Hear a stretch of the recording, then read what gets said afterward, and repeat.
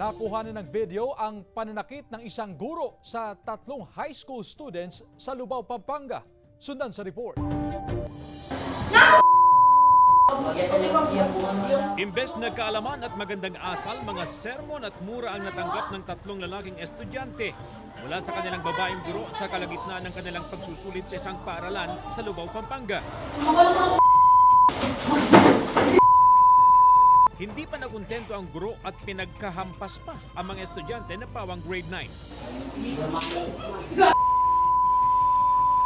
Itong ating advisor, sa subject advisor and teacher ay got outraged kasi itong mga estudyante na mga biktima natin ay nagkaroon ng heated arguments. So, nakikita sa viral video na those victims were subjected by the advisor for physical abuse and verbal abuse. Nanlumo ang mga magulang nang mapanood ang video. Masakit po bilang isang nanay na sinasaktan ng ibang tao yung anak mo ng ganun ka brutal na pananakit. O at saka teacher, paano?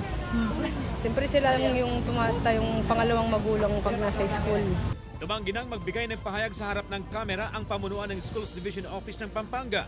Pero narelieve na raw ang inirereklamong guro at na-endorse na rin sa Regional Office ng DepEd ang reklamo para sa investigasyon. Nagsampa na rin ng criminal complaint ang PNP sa Office of the Provincial Prosecutor laban sa guro.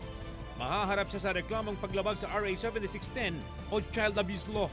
Sinisikap pa ng GMA Regional TV 1 North Central Luzon na makuhanan ng panig ang inirereklamong guro. CJ Torida, 1 North Central Luzon.